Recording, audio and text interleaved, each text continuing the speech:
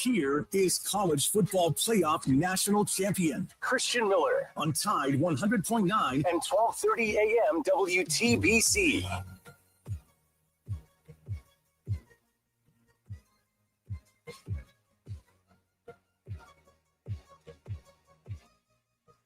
And welcome into this Monday edition of the Miller's Edge, Tide 100.9, 1230 WTBC, presented by the Good Feet Store, America's Art Sport Experts. Hope everybody's doing well. Hope you guys had a great weekend. Hope you guys are ready for a great week. It's Thanksgiving week. Definitely a lot of things to be thankful for, especially on my end. Hopefully you guys feel the same way. But I know I'm excited also for something else that happens this week.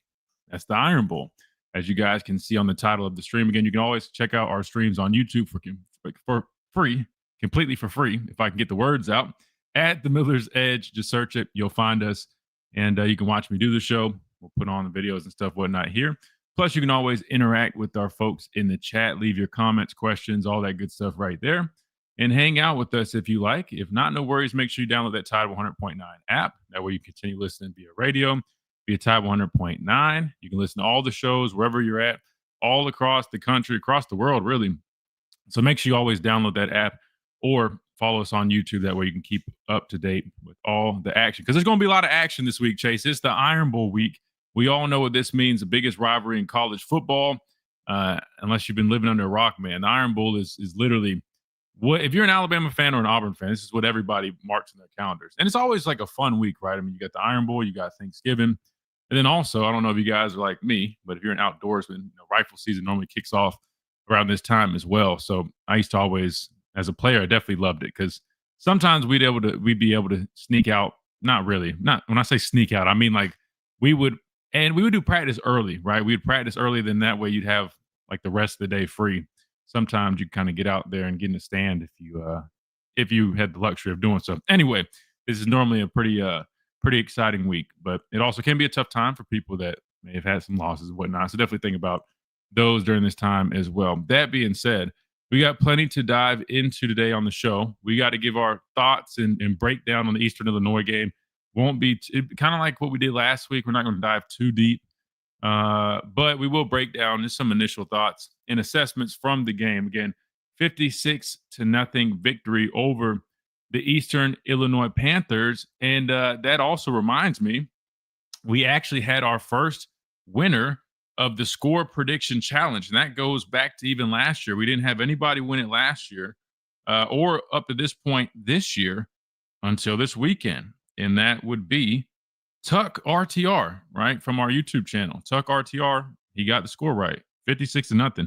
And his name was like, there we go. Yeah, there we go, Chase. Yeah, give it up for Tuck RTR. I like that. Go ahead and give him a round of applause.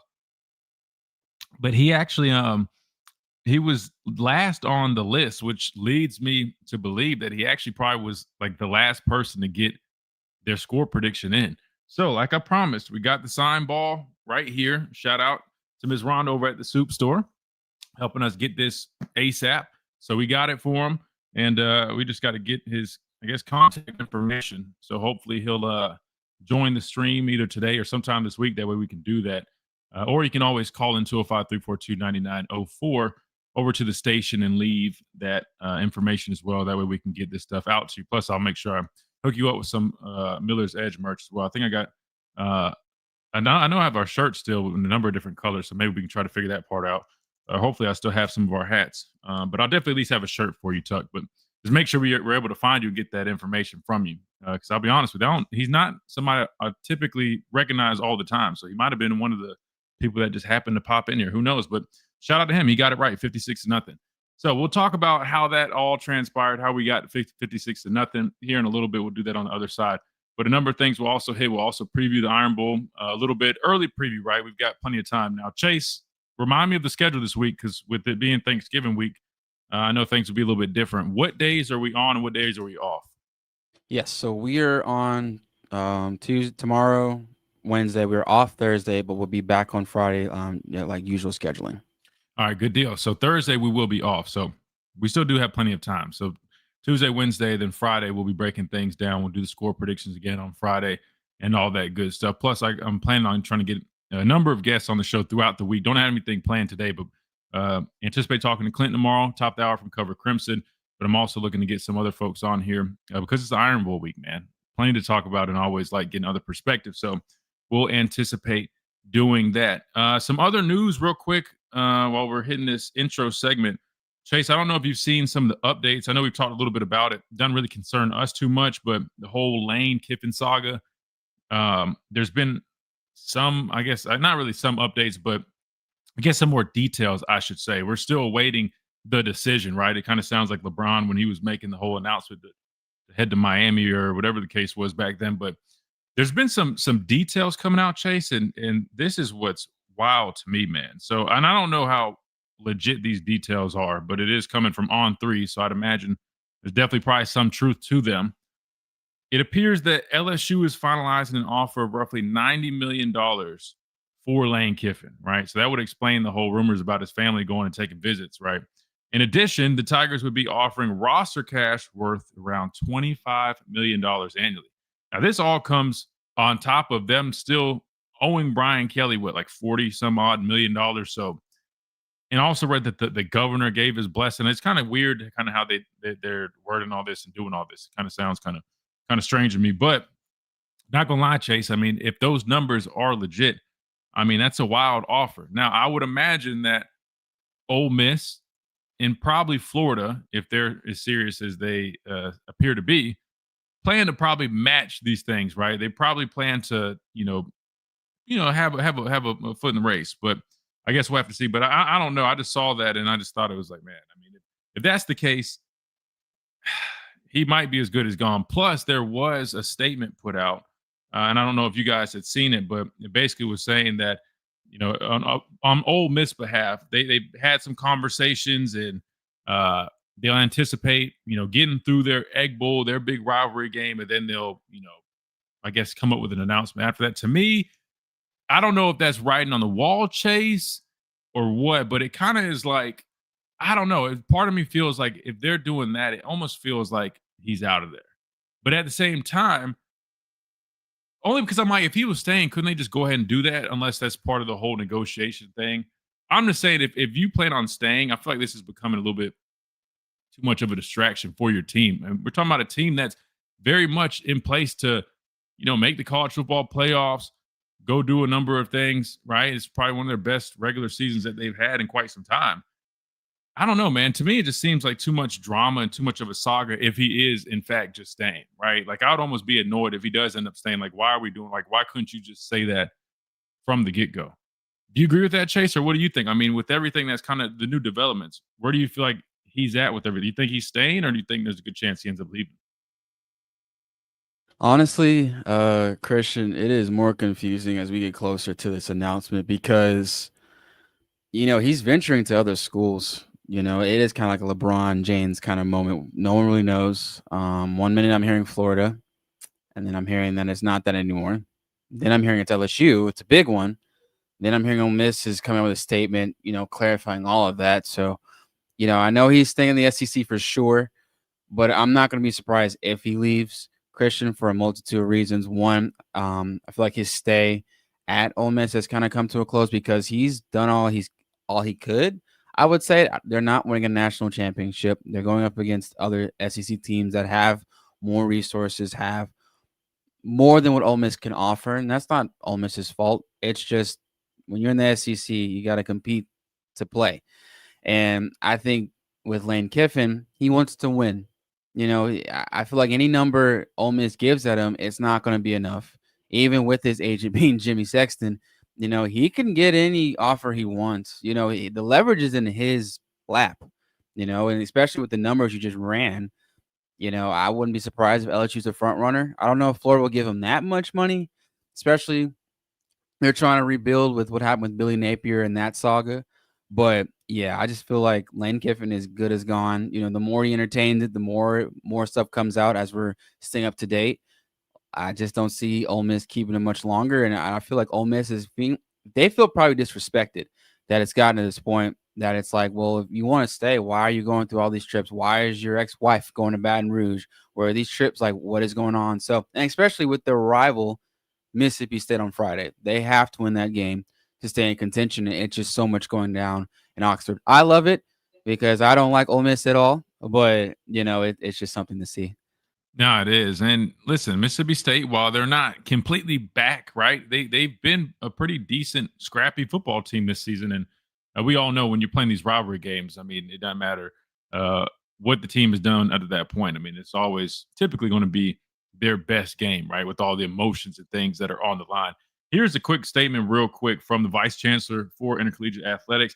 Coach Kiffin and I have had many pointed and positive conversations regarding his future at Ole Miss, including meeting today with Chancellor Boyce. While we discuss next steps, we know we cannot lose sight of what is most important, our sixth-ranked team that is poised to finish the regular season in historic fashion. Despite the outside noise, Coach Kiffin is focused on preparing our team for the Egg Bowl, and together we want to ensure that our players and coaches can concentrate fully on next Friday's game. This team is on the cusp of an unprecedented season, and it's imperative that they feel the support of the Ole Miss family in the week ahead. An announcement on Coach Kiffin's future is expected this Saturday following the game. So I don't know. To me, I'm kind of with Phil in here in our YouTube chat. He says if he was staying, AD would have just said it. Why wait? I kind of feel like that too.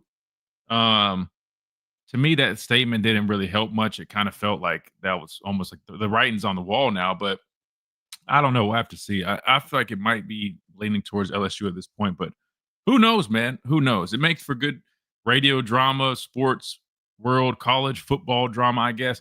But I will say this, and I saw somebody make this comment. I can't remember who it was, but it's so true. And I'm not going to say guilty of it because I still do feel like, I mean, like, look, there's not as much loyalty in the game as there was. NIL, we harp on all the players that leave, and we talk about, man, we wish we'd have, the days of the guys just staying and being loyal. But I hate to say this, but coaches are doing this mid-season, right? Like coaches are literally, quote unquote, flirting with other jobs, like the head coach. We got to stop, I guess, holding it against these players nearly as much. Like, I still hear the fans mad at Caleb Downs, right, who made a decision to leave after head coach Nick Saban retired. Like, people salty about that. You got to get rid of those feelings. I've never had feelings of ill will towards any players that decide to leave. My thing is, like, if you decide to leave, that's on you. Just understand what comes with it, whether that's good or bad, right? And a lot of the times it doesn't work out the way a lot of guys think it does. You get a nice payday up front. To me, it's like you're making like that. You're not thinking about the long-term investment. It's just a short-term instant gratification thing. And then you realize at the end of the day, you're like, man, I would have been better put for the long-term. Yeah, I got this nice payday, but long-term, it didn't work out as well as it would have if I just stayed. That's neither here nor there. What I'm getting at is I think people have to stop, I guess, chastising the players at this point because they at least have a window to do it. They can't just really do it during the year. Look at these coaches right now, Chase. I mean, to me, I'm like, how are we harping on these players about staying loyal when we've got head coaches? And I'm not mad at the coaches. I understand, like, anybody that has been in a position to get a better opportunity, you know what I mean? Like, you can't blame them, right? Whether it's better pay, a better job. I mean, hell, everybody does in the workforce. If you have an opportunity to get a raise or a better job, move up the ranks, I mean, it makes sense. But I just feel like it's a little hypocrisy at this point. If we're going to talk about the players not being loyal, we should have been holding these coaches accountable too, because to me, that's not fair to the guys. Those guys are going out there and busting their ass, and they're trying to accomplish everything that they set out for, and it's still in front of them over at Ole Miss. They're too busy dealing with the theatrics of all this going on. I just don't think it's fair to those guys, but I don't know. And I know how it feels. I mean, because hell, he was my offensive coordinator before the 2016 national championship game. Then quote unquote, Coach Saban, I guess, showed him the door, right? But he was, doing the same thing. And I'm like, I understand there's windows for them getting hired and they want to recruit at their next job and all that. But I'm like, it's not fair to us, man. You know what I mean? And shout out to Sark. He did a good job. But I also feel like we probably would have been in a better position with the offensive coordinator that we had the entire year up to that point. The fact that we played as well as we did with the coordinator who just came probably from no, I'm not making a joke, but I'm like, I mean, he was kind of going through the whole rehab stuff at the time, and he just stepped in and did a good job. Shout out to him. That being said, we went way over. Let's go ahead and hit our first time out. When we come back, we'll probably leave this conversation to we'll pause on this for a second because we got to break down the Eastern Illinois game, more so about us, right? What we saw from us and what we didn't see. And I've got plenty to say, and I'm sure you guys too also do. So I want to hear from you guys. 205-342-9904 is the number. Or you can always leave those questions here in our YouTube comment section or Facebook section as well, or on the Tide 100.9 app. You can leave an app message. we're going to discuss it. Then further down the road, we're going to discuss the Iron Bowl. We'll talk about that early preview. Plus, we'll hear from the coaches as they have their Monday morning press conferences coming up. All that coming up right here on the Miller's Edge, Tide 100.9, 1230, WTBC.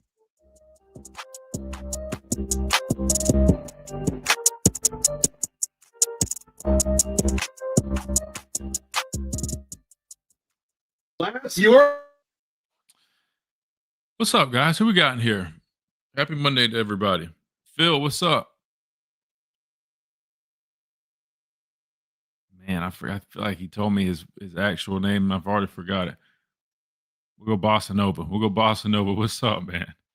Mike, Jake, what's going on? Kenji, what's up? Dwight, yes, sir, we're back. What's up? You mean Eastern Illinois practice game? Trust me, we're going to talk about that, man. I'm curious y'all's thoughts.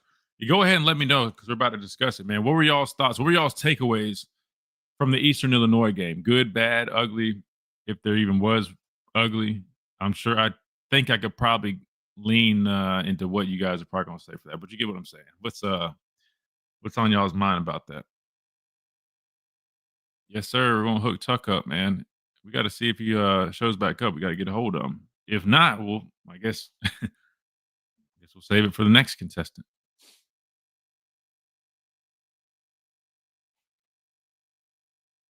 Phil said he's glad he's lost. It means the threes played a lot. Yeah, you know what's interesting, man? They're playing reserve guys from like the jump. Now I know there were some injuries for sure, but even without that, like the linebacker unit, they had QB Reese playing in there in like the first or second series.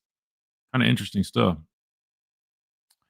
Jake says Lane staying, no reason for a program to call a press conference to announce he's leaving. Ole Miss and UF offered all the same package. I just can't wait for this to be over. I feel like he's going to end up staying too, man. Something tells me that. I mean, because again, if they're going to match these things and keep giving him all this stuff, and he's already built that stuff over there, I'm just the way I will look at it is like you could go to LSU. Yeah, there's going to be some more resource, a few more resources. I don't think there'd be that much more, other than the brand of it being LSU. But you take on that challenge, you kind of hit the reset button, or you stay put at Ole Miss. You're building something really good at that program. And I'm not sure the whole history of Ole Miss, but I would imagine if he's able to have success at Ole Miss, he's going to kind of cement himself a little bit more in more of a significant manner than he would have, say, he went to a program like LSU that has a little bit more of a story past.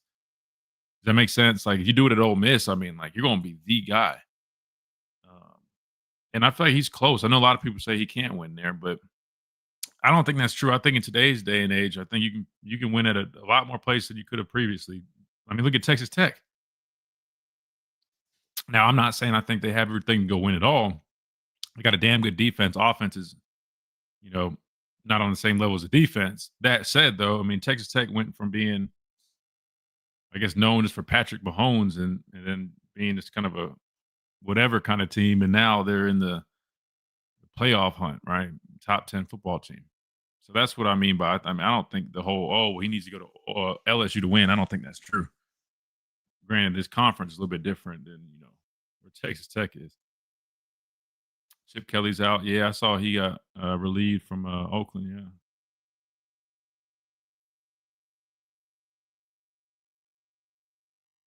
He effed around while we were trying to win a championship. I think it cost us one. Sark was good, but can't expect the players that play with him 1 week. Yeah, and to be fair, I mean, like he had, I mean, it's not like it was like, hey, we just threw this guy the clipboard and like, hey, you figure this out. I mean, he did do a good job, honestly. I'm not knocking him at all, but I feel like we probably would have been in a little bit better position having the guy we had all year. I think anybody would agree with that, But shout out to Sark, man. He definitely stepped up. I can't remember if that was the year because I remember he still was having some trouble with his off the field stuff because he showed up, not to tell his business, but he showed up to one of our bowl practices and was he was he was having a good time. We'll just say that.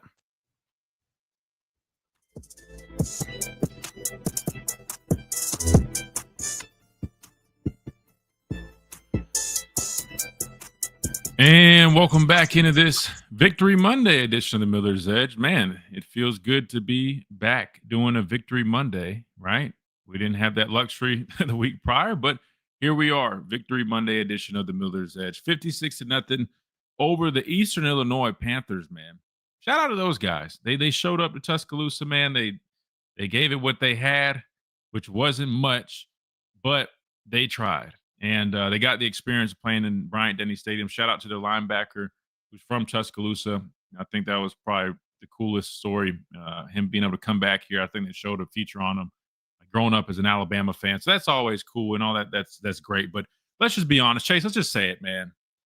It felt like a scrimmage, right? I mean, like this probably was one of the worst cupcake games I feel like I've seen us play in a while. When I say that, I'm saying like that team, man, that poor team. I mean, like from the jump, like especially looking at our defense. I mean, like, and I told you guys, that's why I said like the biggest difference really between like FBS and FCS, smaller schools, it's not always the skill guys. I mean, you can go find a bunch of guys that are fast, that are good athletes. It's always the guys in the trenches, man. And if you just looked at their offense and defensive line, I mean, it was there's no point in really being out there. You know what I mean? That said, this is what these are some of my takeaways from the game, Chase. And I don't want to sound like I'm nitpicking, but you kind of only have the choice to nitpick when we're playing a team like this. But this is what I'll say. Well, let me start with the positive because I don't want people thinking I'm negative Nancy over here. Right? Here's a positive for me. Defense was exceptional, and that was playing, probably every guy on the roster, not even just scholarship guys, but even the walk-ons. I mean, we got to the point where, I mean, with all due respect, I had no clue who was on the field at one point. Guys, I've never Chase, the generic players on Madden on the sidelines that just look like base players. Oh, they have man. No, listen, no, I'm not. No, don't do that. I'm not making fun of them. I'm saying like they didn't have any swag on. Like they like the big jerseys had probably no anticipation of getting on the field. That's how bad of a beatdown this was. It looked like the generic guys from like the Madden in the NCAA games, man. And I'm just saying that's a testament. I mean, we played so many guys, and I just want to start with the defense. They were exceptional, man. I mean, like literally, I think it was 34 total yards, right? 34 total yards. I mean, literally, there's like stats on the screen during the games just saying like, it's fewest since I think it was like back, when we just wrapped up like World War II or something. And I don't even think football was played with probably 7 people and no helmets. Like that, it was that type of game. But guys are flying around. I love the effort and intensity from the defense. I mean, from the jump, guys were just they were going to play to their standard, and I was glad to see that. Tim Keenan, shout out to the senior. And speaking of seniors, man, round of applause for those guys. Literally their last time in Bryant-Denny Stadium. I know people are saying, well, maybe the home playoff game. I don't think we end up getting one, but we'll see. But still, I know that experience, right? I mean, it's bittersweet. I mean, like you just think back to all those memories and all the times that you've had with these guys and all the bonds that you've created. And shout out to the senior class on senior day. Man, that was awesome. See, shout out to Tim Keenan. He got himself 2 sacks, disruptive early on. I mean, those guys, they couldn't handle big Tim Keenan, man. He was just running through the line of scrimmage, man. He looked like Aaron Donald out there. But it was cool to see so many players get opportunities, right? I mean, QB Reese was in there early on. He looked good. We saw a number of guys from front end to the back end. I mean, Ivan Taylor in there early, which leads me to say this, Chase. It was kind of interesting, man. I was thinking we were going to take the approach like play our ones, you know what I mean? Go out there and do our thing and then, start rotating. But at least from the defensive side of thing, and I think it was like this on the offensive side too.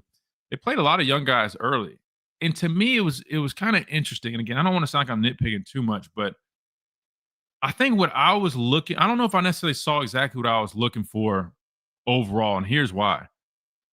What I was thinking we probably should have done was, all right, we just came off that Oklahoma loss. We know we have some things we need to work on, whether it's the running game, getting our timing back, connecting with some, deep shots, explosive plays, building that confidence up, that type of deal. I was thinking we were going to come out with our starters, at least for the first quarter and a half, 2 quarters, and really try to harp on, flawless execution, domination, playing with that ticked off mindset coming off of a loss.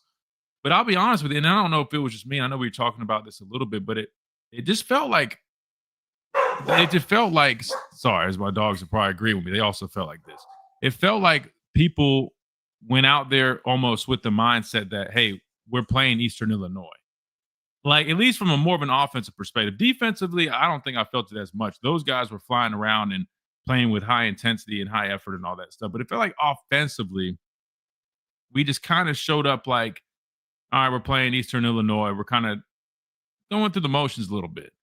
Now, I'm not saying like they didn't play hard either, but I just was hoping, I guess, to see a little bit more. And maybe that's just me being too nitpicky. I promise I'm not trying to, because again, I'm never going to complain about a 50-60 nothing when we did what we needed to do. We still won the game in dominant fashion. I understand that. But it felt like, and I guess I just jumped completely from the defense. I'll go back to them in a second. But it just felt like offensively, like we still were, Ty was a little off with some of the throws, right? There's a couple of times. I mean, I know he had the 2 interceptions. I'm not going to overreact. The second one, we all know. They're just trying to, force one in the end zone before the half, which, like, even something like that, I was kind of confused. Like, I know I'm saying I wanted us to attack and have that mindset, but I'm like, it's kind of interesting. I'm like, why are we're playing Eastern Illinois? I mean, like, I don't know why we're really doing that, but it is what it is. But some of his throws just seemed a little off, right? And I know the running game was excellent if you go by the numbers for sure. I mean, 260 yards, 69 yards rushing, 8 touchdowns, I believe, all on the ground. We had no passing touchdowns. So I get it. They went out there and they really tried to emphasize that, which was great. But there's just a couple times, I don't know. I just was kind of watching earlier on in the game, at least with the ones, and it just didn't really feel like we went out there with the mindset, hey, we're going to play to our standard. Now, when the twos got in there, I'm not gonna lie, I feel like we saw that energy, which makes sense. I mean, those guys are hungry for those opportunities, but it felt like maybe the starters were kind of just just showing up as Eastern Illinois. But it almost felt like even like the staff, maybe, like, I don't know. I mean, Grubb was on the sideline, which is different. Maybe to be able to communicate with all the young guys getting in there. I don't know. I mean, Chase, did you kind of feel like the energy like that? Like it literally. It almost felt. I know people are joking around, like, Dwight said 8A in November. Like, did it kind of feel like the tempo was like relaxed a little bit, almost kind of like a scrimmage? Without a doubt. I just felt like it was more of Alabama just trying to get through the day. They were just trying to survive as much as they could without any injuries, any hiccups, anything that could cause any concerns for Auburn, which I get the safe approach, because you just don't want to be in that mindset of like, oh, well, now XYZ player is injured, or now we got to adjust when we could have just played the 2s and the 3s out the gate. And I'm not mad because they got the win. I am a little disappointed because, like you said, the point of emphasis, or really like that fire you see usually on Saturdays, just wasn't there. But it was more Mhm. like a relaxation day, kind of enjoying the sun a little bit. We're on the sand, and it's just like, once the day's over, now we really get in the trenches for Auburn. And like you said, it's Eastern Illinois. There's no disrespect to that program and what they've got going on.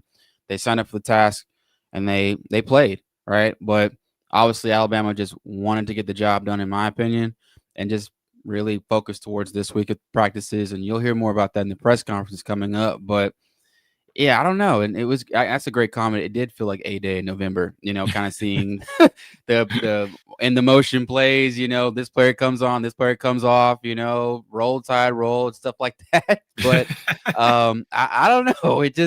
I've never seen that from Bama football, because I'm so used to being competitive, even against lesser teams like Mercer or, random school in the D2. It's Right. just like, they don't want to be disrespected. You come to Tuscaloosa, we're going to kick your you know what, and that's it. But it was just like, okay, we'll kind of lessen up a little bit, and that's it. Yeah. Okay. So I'm glad I'm not the only one. And like I said, I don't want people thinking I'm being negative Nancy, or I'm trying to just find all the things. But I'm with you, especially coming off the loss to Oklahoma. Like, I guess maybe that's why it stood out to me a little bit more. I'm sure a lot of people probably just watched it and said, "Oh, Alabama did what they need to do." What are you talking about? But that's exactly, I guess, the way I would put it. It was almost like, hey, we know this Eastern Illinois. We're going to just kind of get through this game, try to get out healthy, then roll into Auburn. Really start putting our emphasis there, which I understand to an extent, especially when you're already dealing with a number of injuries. Cuevas ended up being out. Jeremy Bernard didn't play. Parker Brailsford. I mean, 3 of your main components on offense out of this football game. So I understand you don't want to risk anything else.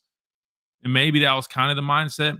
but still, and it may be, again, I can't help it, guys. I mean, I come from Coach Saban. I know you're like, oh, stop talking about him, but no, you got to hear me out. Like, I'm just conditioned a certain way. Like, it didn't matter who it doesn't matter. We played a JV football team with 15-year-olds, man. Like, he would tell us, go kick their ass. And then we'll, apologize afterwards and probably make sure we don't get, arrested for abuse. Right. But you know what I'm saying? Like, that's that we always were conditioned, like, didn't matter who it was. And it just, I don't know, man. I was hoping we would, at least for like the first quarter, like, go really put it on them and play with that fire and then turn it down. Just because to me, like, I want to go into this Auburn week, this Iron Bowl week, feeling a little bit more confident with, where we're at as a football team. Right. Because I mean, if you think about it, we went out there again defensively. I'm more so focused on the offense. Defensively, there's not really much. So defense did hold in the 34 yards, and they played with that edge, that fire from the get go, at least from my perspective. But offensively, it's like we already were kind of going through a little bit of a slump. I didn't really walk away from this game feeling a whole hell of a lot better about where we're at offensively.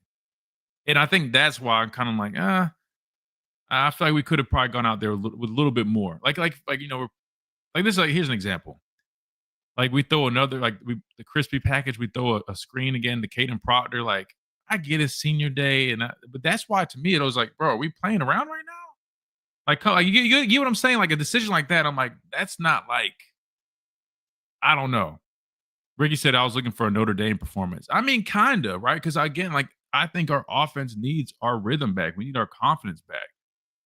And I feel like I don't know if we fully took advantage of the opportunity. I guess that's the best way to put it. Again, I don't want to sound like I'm being too nitpicky or whatever. I'll tell you all the positives. Again, 269 rushing yards. I love that we made an emphasis of running the football, right? A number of guys got carries and opportunities. We got to see A.K. Deer. He looked good when he got his number. He got 9 carries in this game, had 45 yards, ended up having 2 touchdowns, late one, which gave us that 56, which got Tuck his score prediction correct. Kevin Riley, and I was going to say this too while I'm talking about it, Chase. I was kind of thinking this. I mentioned it briefly the other day or other week, I think. Kind of made me wonder. We talk so much about needing backs, to hit holes and stuff. If you ask me, Kevin Riley, to be the smallest guy in the room, he's always done a good job at that. Like, if you go back to like Florida State, that was one thing that stood out to me. I'm like, damn, to be 190 pounds, I mean, this guy's not afraid to go hit the hole. Now, sometimes I think he could use his vision a little bit better because sometimes it literally was just like, this dude just going full speed downhill. But I'll take that over dancing around. And it kind of made me think, I'm like, I know Daniel Hill finally was healthy and they had been excited about him. I know he's doing a good job too, but I'm like, I'm just surprised we kind of just went away from Kevin Riley the way we did. Like, I feel like he didn't really do anything in my eyes to really, other than the other guys being more healthy. But I'm like, I feel like we should have been kind of keeping him in that rotation because he's always been a good little piece in there. I mean, if he's not the main guy, fine. But he always, I felt like, should have been able to contribute because he does a nice job when he gets in there. But he looked good. It was nice to see him again. I know everybody's talking about Ty was 11-16, 147 yards, 2 interceptions, no touchdowns. And like I mentioned with him, not bad by any means, but to be playing like Eastern Illinois, I mean, probably would want a little bit cleaner of a game. And that's what I'm saying. I don't know if it was more of a mentality thing or what. The first pick, and I want to give Eastern Illinois credit. I mean, they're playing with basically like a deep robber. Like, that's basically what it was. You got a hole player, but they're playing him deep. And I think this comes from teams starting to watch what we do. They know we like to attack the middle of the field. All right, let's take our hole player and let's make him play way deeper. Right. So he was in that window. And I think Titus thought he could get it over the defender, but obviously that didn't happen. The guy made a nice athletic play and high pointed the football and came up with an interception. But I'm hoping Ty is able to get back in that rhythm because this week, I mean, he's going to need it more than ever. We're going on the road in Jordan-Hare Stadium, and we know what comes with that. I mean, it's going to be a hostile environment. Everything's going to be thrown at you. Auburn's got a good defense, really good front. They're going to make it uncomfortable for you. DJ Durkin is the one that's taking over responsibilities as their head coach, a defensive guy I know very well. He recruited me out of high school. He's a really good defensive coach. Almost ended up here in Tuscaloosa. Nick Saban almost hired him. But that said, I mean, we got a challenge on our hands. And, that's one of my points. Again, it's not to be nitpicky, but I just feel like it would have been really good for Ty to walk out of this game with a little bit more of a boost of confidence, which, I mean, it might not really make a big difference. I mean, he probably had a great week of practice and, we're probably just looking too deep into it. But to me, I'm like, I was hoping this game would have been like a certified tune-up game, go impose our will, walk in. That way we're walking to the Auburn week with that swagger again. I wouldn't say we necessarily walked out of this one offensively with that swagger. This kind of felt like you said, Chase. We kind of just were trying to get in and out and be healthy. Which, if that's the approach they took, I mean, that's fine. I mean, I guess it's all about perspectives, right? They're the coaches, but to me, probably would have liked to see a little bit more on the intensity side. That being said, I don't want to talk too much about it. See what else we got to see. Guys like Mbakwe, he got in some action. I know a lot of people have been wondering where he's at. Again, he's got so many other players. He's a little buried on the depth chart, but it was great to see all those young guys get in there, man. I mean, Keon Keeley still stepping up, had himself a blocked punt, which was dope. But that leads me to the big one, the special teams, Chase. Just got to talk about this real quick, right? All yeah. Right. Yeah, I mean, this is probably the biggest thing. I probably wasted so much time talking about everything else that really didn't matter. Just real quick, we got to talk about it, but let's do this. First, we're going to take a timeout because I need to stay on schedule. I know we went over the other ones, so I'll let you combine those. When we come back, we'll discuss the special teams, right? Because we know that's a little bit of an issue right now. Coach DeBoer talked about it. We'll probably either hear that clip or we'll at least discuss it after this timeout right here on the Miller's Edge, Tide 100.9, 1230, WTBC.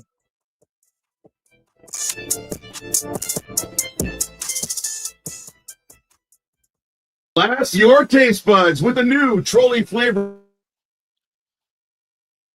Yeah, I forgot to even mention that. 0 passing touchdowns, all the quarterbacks. I will say this, and I forgot to mention it because I was running out of time.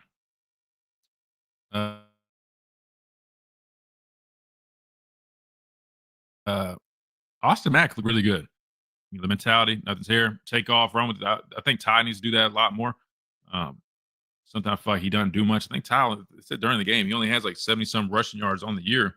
I know we don't run him, and you don't want to get him hurt, but you guys see, I mean, running him actually does open some stuff up. I mean, people are going to start keying a little bit more now that we've done it last 2 weeks, but I'm not even talking about like, zone read type stuff. I'm saying to scramble. I think he really would benefit from scrambling a lot more. It's like Mac did, but Mac looks smooth, man. Definitely can tell he's developing really nicely behind the scenes. And then Keelan Russell, man, he comes in there, ball just comes off his hand so smooth. Really good showings by both of those guys. Mac can move like that. Yeah, man, he's an athletic dude. For being a bigger guy, he can move for sure. I know some people are going a little extra saying, oh, well, Mac might need to look. Ty's your guy. Let Ty roll in there. Now, for whatever reason, if he's way off in this game, best believe, I mean, they're going to have those other guys ready. You know what I mean? That's just how this game works. But I don't think we're at that point with Ty yet. I mean, I don't think we're there. I mean, has he regressed a little bit with some of his stuff? Sure. But you're talking about going on the road and Jordan Hare. I mean, if anybody's saying it's time to kind of make a switch, no. Hell no, not that time just yet. No. But best believe those guys need to just be ready. You know what I mean? Just be ready. That's what I would say about that. We'll talk about that here in a minute, but Mac's going to be transferring out after the season. Wouldn't shock me. It just depends. I don't think after the season. I think what's going to happen is he'll probably go through the spring in a quarterback battle. And then depending on how that goes, he could leave. I mean, he could go ahead and do it after the season too. But I mean, I know he has a great relationship with all the coaches and the guys here. So that might help him kind of stay. I wouldn't be shocked if they kind of, convince him, hey, compete. It's just hard. It's a hard situation because in a perfect world, if you weren't so worried about NIL and transfer portal, you would say, all right, we'll have a great competition with Mac and Keelan Russell next year.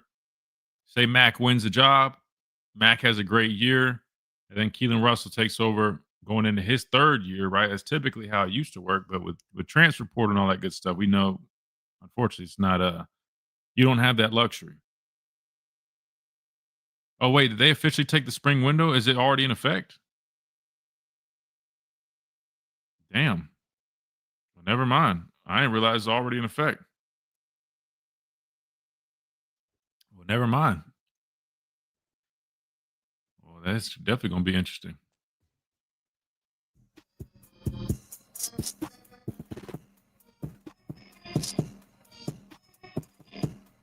And welcome back into this Victory Monday edition of the Miller's Edge, Tide 100.9, 1230 WTBC, presented by the Good Feet Store, America's Arch Support Experts. All right, so before we hit that last timeout, I mentioned the special teams, right? Well, there's a couple things I missed. All right, we saw both the backup quarterbacks.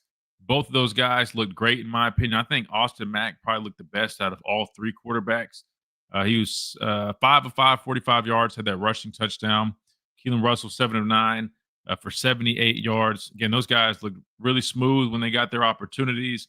They both throw a nice ball, have some good zip on there. And look, they're really good players, and it's going to be interesting to see how everything develops postseason. Glad you guys reminded me. The new rule with only one window is now officially in effect. So there isn't that spring window. I was thinking, those guys would compete during the spring, and then depending on how it went, you probably would at least see one of them probably leaning towards Mac, maybe transfer out. But now there's only one window. So it's going to be interesting, man. And it's kind of unfortunate because, you want to hold on to as many guys as possible, especially when they're talented like that. There's a reason these coaches keep saying they truly believe they have 3 NFL quarterbacks in that room. And I wouldn't be shocked if that is the case, right? Ty and Keelan with his potential, then the more I see Mac develop and get better and better, I'm starting to definitely buy into that. If I'm being completely honest with it, Mac, back in the spring when I was watching, he was like this. They're up and down. He'd have a day where he looks great. Then he'd go into the scrimmage and his accuracy was off, kind of all over the place. But after seeing him in this game against Eastern Illinois, and I know it's Eastern Illinois, but still just from the operation standpoint, everything, he looks to be developing really nicely. That being said, they played well, and I forgot to mention that early on. Special teams, though, we got to talk about it. I put out a tweet, which I need to stop tweeting. I feel like I'm turning into my dad. So I put out a tweet, and it was after the Connor Talty miss, right? And here's the thing. I want to be clear. I don't have a problem with, you guys know me. I'll always advocate for players, like when it comes to mistakes or messing up. Like, that's a part of the game. Nobody's perfect. I'm always going to advocate, right? These guys, they're going to make mistakes. Nobody's perfect. But what I don't like is when it seems like there's an issue with whether it's like the attitude or mentality of things, right? Like those things I feel like can affect the football team. And listen, this is where it came from. Now we know what happened last week against Oklahoma when Talty had missed. He gave his snapper an ass chewing like on TV, and that bothered a lot of people, including myself. That's just not how you go about it, especially when it's like, yeah, sure, like that operation does have an effect on things, but they, in my opinion, got it back right just in time for you to hopefully make a kick. And still, with that being said, I just don't ever think you should, have a showing like that. You know what I mean? When you're on live television. I know you had the whole AJ McCarron and Barrett thing, but to me, I'm like, that's a little bit different. That's like a competitive exchange. Two guys fired up, like it's. This is like, all right, man. Like you're like blaming, like, oh, you did this. Like, I don't like that. To me, that's a little bit different of a situation. That being said, I put out that tweet just because I just felt like, I don't know, what he did after the kick, and maybe I'm reading too much into it. And I'm going to put the clip on here so you guys can see it. And again, I'll say this. Nobody should boo players like that. Everybody has their own right. I'm not saying what you can or can't do. Y'all pay money, you do what you want. I never condone that, right? Like that to me. Look, we're all on the same team here. People choose to do that. And I think it was coming from mostly the student section. It is what it is. But I'm not advocating for people booing guys or jumping on guys. When I tweeted, this is what I tweeted, by the way. No one for Talty to blame on that miss, but then the gestures encouraging the boo, someone has to address it. His attitude is terrible, not what this team needs. Now, obviously, we've heard guys come out in defense of him saying, like, it's lame for booing him. And I agree, right? Like, again, that tweet, just because I'm being critical of the gestures that I saw, doesn't mean I'm advocating for people booing him or disrespecting them like that. But I'm putting this on the screen now. This is what I saw him do after the kick.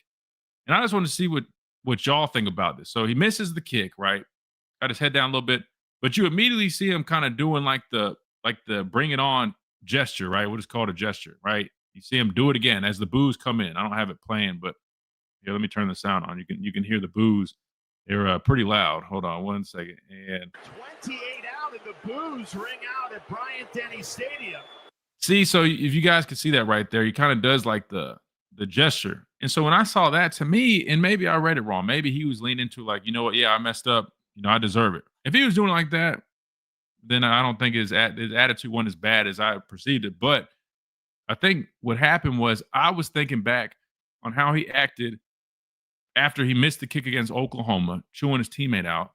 Then he misses this one, and I see him like doing like the bring on the booze thing. And to me, I'm like, regardless of really what he was doing with the whole that deal, my thing is this, bro, you're wasting your energy engaging in that, man. Like if I could give him any advice, kicking, one of the biggest pieces of kicking is confidence, right? You need to work on getting your confidence back right now. You don't need to be engaging with the booze. And I understand it's probably uncomfortable, and I've never been booed like that, so I wouldn't necessarily know. But still, man, like don't waste your energy and time on that part. You just need to focus on locking in and getting back in your rhythm. And listen, I'm a little hard on this stuff too. Again, I hate to keep bringing it up, but with Coach Saban, like, listen, whenever we had issues with our kickers, he didn't care about anything else. He literally would tell them, "Do your blank job." He would literally cuss them out. "Do your blank job. You have one job." That was his same line. Anytime kickers were missing kicks, he didn't care about wind. He didn't care about crowd people, but he like, "Do your job. You have one job." He said it all the time. And I'm not trying to be that harsh with him, but I'm like, I just don't want to see the gestures or the yelling at, like, dude, just get on the sideline, reassess, do whatever you got to do. That being said, I do feel kind of bad because I'm like, man, I know a lot of people are responding to tweet and jumping on them. I'm never ever trying to advocate or encourage people jumping on guys. You know what I mean? Like, because no one feels. And I've said this before, but I'll repeat it. No one feels worse than these players, right? Him, the coaches. I mean, they're the ones that spend countless hours doing this on a day-to-day basis. So I understand that, and I do feel for him, right? Because he's a young guy, right? But I do want to encourage him. Don't lean into that. Don't enough of everything else. All you need to focus on is what do you need to do, you and your unit, everybody on special teams, to have success. Because whether you guys like it or not, we're going to need this guy. Whether it's this week in the playoffs, SEC championship game, we need this guy. So my suggestion is everybody, let's try to encourage the guy, right? I don't ever encourage booing at all, but especially right now, let's hope he can bring the best back out of himself, right? I mean, he was recruited for a reason. Coach Saban recruited him, right? He wasn't a portal guy. He was recruited here while Coach Saban was a coach. So, I mean, obviously the guy showed something back then. He's got something to him. He just has to get his confidence back up. And booing's not going to be the answer. But him also kind of encouraging, in my opinion, is not ideal either. So, just wanted to throw that out there. But I'm curious y'all's thoughts. Again, you guys saw the clip, and I'll play it again just so you guys can see it. Maybe I read into it too deep. And if I did, hey, talk to you, I apologize, man. Maybe your attitude's not as bad as I thought. Maybe you genuinely just felt bad about it and said, you know what, I deserve it. But to me, it was kind of like, I don't know, man. I don't know. And again, it probably was because of what I saw last week with him yelling at the long snapper. And I think a lot of people were frustrated about that too. I think that's more so why they were frustrated. It wasn't so much he missed the kick. Part of it was. But it also was probably people are a little frustrated with that whole display last week. And I think that's kind of why I preconceived it. As soon as I saw him do the gestures, I immediately said, oh, he's almost taunting them back. But then as I had time to think about it, I'm like, maybe he wasn't, and maybe I just was assuming that or just leaning more in that direction since he acted the way he did last week. But I don't know. That was just my thoughts. But again, Connor Talty, if you're listening, I know you're not. You're in class or you just got done with practice. Or no, not on Monday. They don't practice on Monday. Hey, man, we support you. We're rooting for you. We're going to need you, man. Let's lock in. We got plenty to accomplish. Let's go do the damn thing. You know what I mean? Like it's done and over with. I know it sucks that you got booed in Bryant-Denny Stadium, but I think they cheered when he made the field goal. So it is what it is, man. It's a part of sports, unfortunately. Ugly part of it, but it is what it is.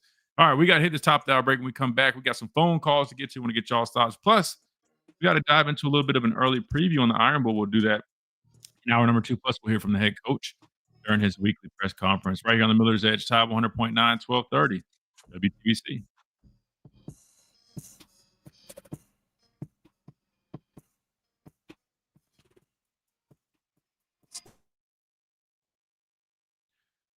What y'all think, man? Was I reading too much into the kick, man? Or not the kick, but the gesture? Was it? What do y'all think? When I went back and watched, that's when I was like, man, I kind of feel bad. Maybe he was saying like, yeah, you know what? I messed up. Right? That's on me. Maybe, I don't know, maybe, but maybe that was more so what it was. It's just initially when I saw that, I'm like, bro, why are you doing that, man? Like, just Get to the sideline, bro. It is what it is. Let me see what y'all said. Ricky said, y'all literally used to fight on the sidelines. What Talty did was unnecessary, but it wasn't this horrible thing. I never said it was this horrible thing. Ricky, why are you always trying to bring up, oh, well, y'all used to. Ricky, there is like I'm being a hypocrite. There is no hypocrisy here, bro. We used to fight on the sidelines because we were competitive, and we also used to win championships. Right? So, I mean, if you want to keep complaining about what we did, brother, there is a recipe for success. We fought on the sidelines because that means we cared, right? We were passionate about it, and we didn't accept stuff. We had a standard. We held each other accountable. That's why we fought on the sideline, or we fought in the locker room, because we didn't let shit slide. This is what I'm saying. I almost feel like if he was doing this in this instance, somebody does need to address it. That's my point. But I guess that's another topic for another day. Everybody's soft nowadays. Oh, well, y'all used to fight. Yeah, bro, because we cared, bro, because people are mad. Like if somebody fucked up a coverage and they gave up a touchdown, you damn right we're going to be mad and fight on about it on the sideline. It's all love at the end of the day, but it's tough love. I think everybody just, I don't know, man. You and Ricky get into it every day. Nah, it's because I feel like he's switched up, man. Ricky used to, I don't know. I swear, Ricky's always got something. Just like what was he saying a couple weeks ago? I forgot what it was. That whole mouthpiece thing. Ricky always got something to say about what we used to do.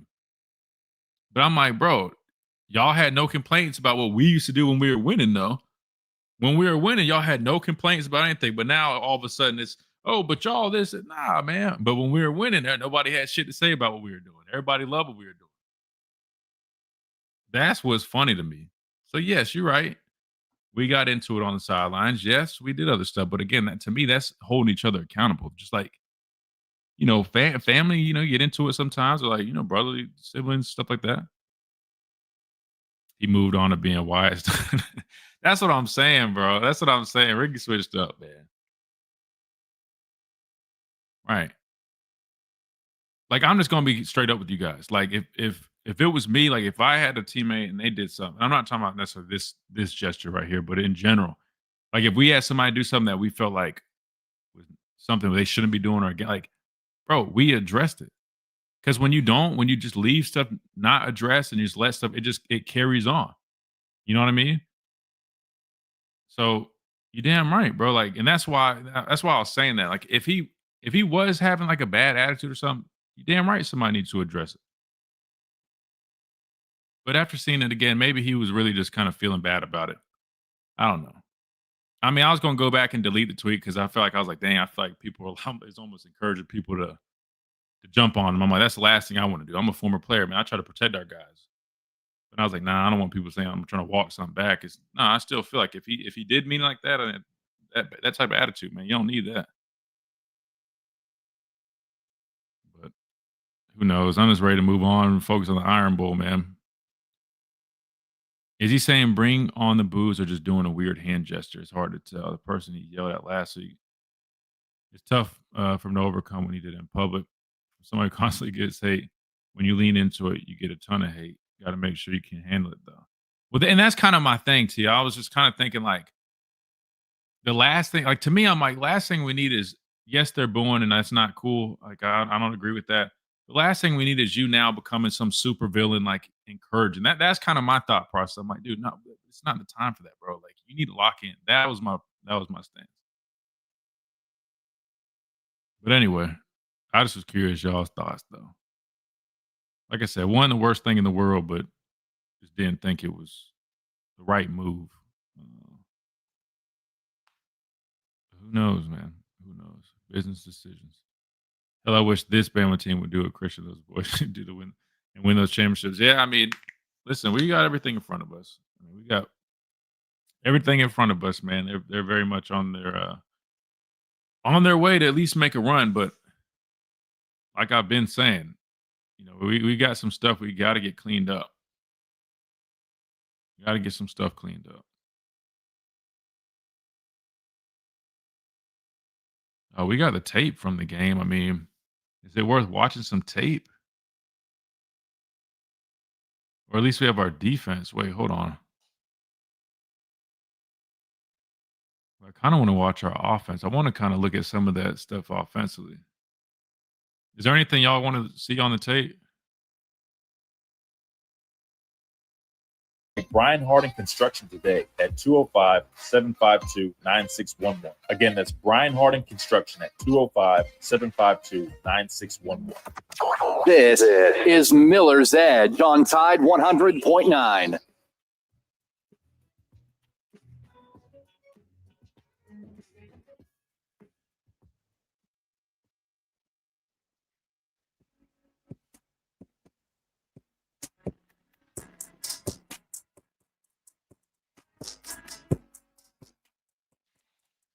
And welcome back into this Victory Monday edition of the Miller's Edge. Tide 100.9, 1230 WTBC, 56-0.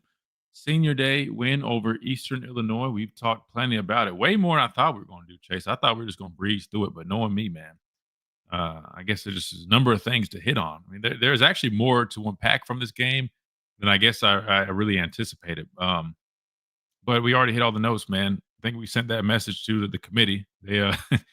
They said, well, they're not sure about our running game. And even though we rushed for 270 yards, 269 yards, I don't know if it moved the needle enough for them because it was Eastern Illinois. We talked about how bad they were, but hey, it's kind of cool to see that stat. Whole damn bunch of yards, man, and 8 touchdowns on the ground. So maybe we did prove a point with them. Who knows? 205-342-9904 is the number. Let's get to the phone lines. We got to go a little quicker, though, than usual, probably because we're trying to get these interviews. We got Tommy up first. Tommy, welcome in.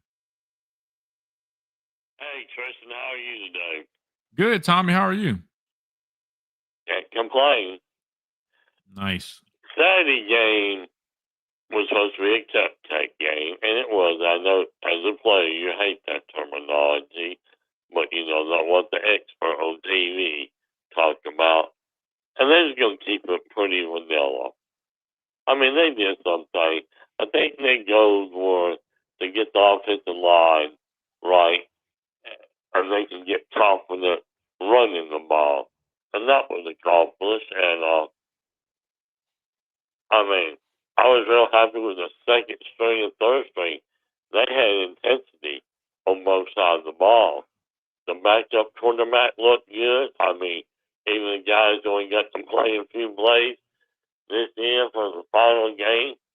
I mean, they were giving 150% of all they had to be out there. So I was proud of that.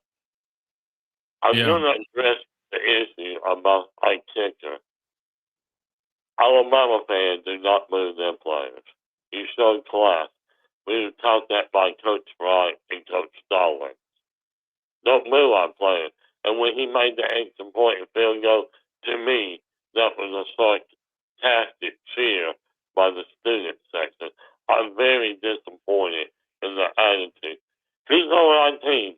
We can't get a new kicker. All right? He's with us this year. And from how long he want to stay. So get behind them and rest the team and support them. They are a team. This is a team that won 9 games.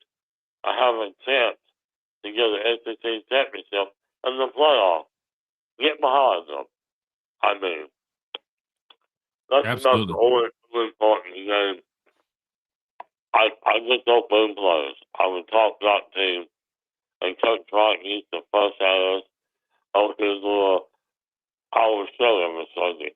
Alabama people may not be moving that. No, we have class. You need to show class, student section. I mean, Absolutely. I was watching. So. Yeah, I mean, look, I mean, especially in college, I know guys get paid nowadays, but it's still, man, they're still young guys, college. That's why I said, I mean, I never condone booing. That's why I was like, man, when I tweeted that, it was more so again when I initially saw his reaction. I was just thinking, like, man, it seems like he still has a bad attitude, like building off of last week.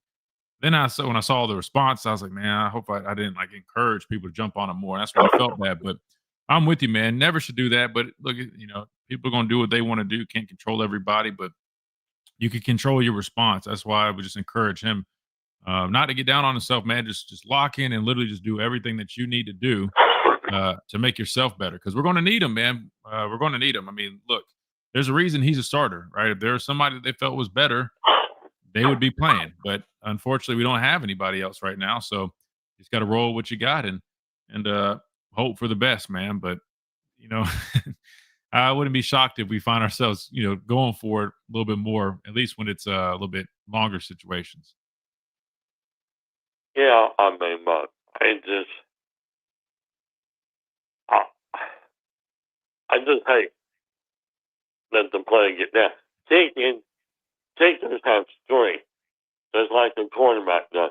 Like, man, he's so 16 straight completion. Well, don't say that. The next one, he's going to throw incomplete or interception. Like, he'll throw 150 attempts while interception. Don't remind them of that. Let them play the game, get in the flow of the game. So, I mean, that's just me. I mean, Yeah. No, I'm with you. Yeah, no, that's why I said. I mean, look, we're all on the same team here. I know people got frustrated with him, but we're going to need him, man. So we got to encourage and uplift him, and hopefully he can get some confidence and get some rhythm going into to the Iron Bowl and hopefully an SEC championship game after that. But we all know we got to, if we want to, accomplish everything ahead of us, we've got to win this game. So we need everybody on their best, and then not just him, but that starts with everybody. I mean, look, we'll talk about this here a little bit more, but we got some guys banged up, something to monitor. I mean, your starting center, we need to see where he's at. Josh Cuevas and Jeremy Bernard both banged up, didn't play in this game. Two of Ty's most reliable options, man.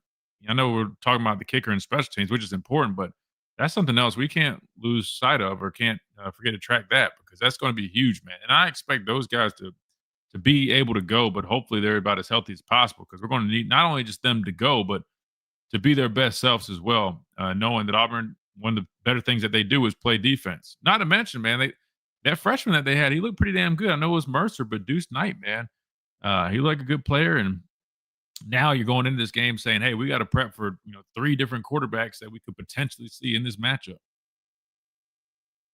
well, I've seen it for 3 or 4 weeks. I know people are getting tired of it. Every game is a playoff game. Alabama can't have no mistake this week if they want to get in the SEC championship game. If they beat Auburn, they can mess up in the SEC championship game. I mean, I do not trust that freaking committee as far as I can throw you. And you know me, that's not going to be very far, Christian. Yeah. Or is. Yeah, you definitely don't really want to put it in their hands, knowing how they've already, I guess, come out and stated how they view us right now, right? So you're right. And I've got some updated outlooks on all those scenarios and things like that in terms of the SEC championship, and then even after that. And we'll talk about that here in a little bit. Tommy, we're going to try to run through another call before this segment ends, but I appreciate you hopping on, man. Always good to hear from you, brother. All right, man. Roll Tide. Take care. Yes, sir. Roll Tide, Tommy. All right, let's keep it rolling. Up next, we got Jared from Houston. Jared, welcome in. Hey, what's going on, Christian? Jared, what's up, man? How are you? Man, doing good. I kind of want to echo some of Tommy's comments. Look, this kid's my kicker, man. He's our kicker. He's part of our team. Like you said, they're in the same building. And I really appreciate the fact that you're trying to spread some love to the guy and let everybody know we have to support him. Yeah. There's a lot of fans out there that get on social media and they make fools of themselves with some of the comments they make. And these people that are doing it have never kicked a day in their life. If you've ever kicked at the D1 or higher level, you know darn good and well that you're kicking an oblong-shaped football trying to get it to go straight, which is tough to do. Round balls don't go straight for the most part, but an oblong ball can go either way. And, it ain't easy. It ain't easy. And No. to make a comment on him kind of getting on the long snapper's tail, I didn't really have an issue with it. When I remember very clearly, and you'll remember this too, Christian, there were several occasions, and I'm talking about more than you count on both hands, where Alabama players were having shouting matches on the sidelines during games, pushing and shoving, almost getting to the point where it was fights under Saban. And nobody had a problem with that. Fair. Okay, nobody had a problem with that. You know what I'm talking about, because you were on a couple of those teams where that happened. Oh, absolutely. Yeah, we just were talking about on the break. Yeah, the only thing I'll say is a little bit different is, to me, I didn't like that it was like he was throwing him under the bus, right? This is where I was separated, because I had no problem with what we used to do. I just was talking about it. We had a comment here on our stream And I said, I mean, that was us holding each other accountable. And I get you could view it like, yeah, he was holding the long snapper accountable but to me, it's a little bit different, right? Like you not only did yes, the snap could have been better, but I'm like, you also missed the kick. When we used to get into it and be like, all right, the last 3 snaps could have been better. Up to that kick, the last 2 kicks he had missed were partially because of high snaps. He missed the kicks. I'm not blaming it all on the snapper, but kicking is about rhythm. And when you see the center move, you're kind of getting your motion going towards the ball. And when that snap's high and he's got to almost stand up the second one to get it down, it throws your timing off. And people can complain about the kicker all they want, but he's my kicker. He kicks for my team, and I'm going to support the guy. And I don't want to hear anybody jumping back on his bandwagon when he makes a kick to help us win a freaking football game coming up soon. Because it's going to happen. There's going to be an opportunity for him to win the game. And when it does, just be careful what you say, because I'm not listening to that junk anymore. It's horrible. It's horrible. Yeah, no, I'm with you. I'm not for jumping on any of our guys like that. I mean, I'll break stuff down. I know that. And like I said when I first got on the phone, I appreciate you showing the guy some love and supporting him, because that's what the guy needs. He's on our football team, man. Yeah, he's on our team. No, I'm with you. 100%. Kind of like Coach. I was kind of proud of Coach DeBoer standing up for him too. I wish our fans had his back like the guys in the locker room do.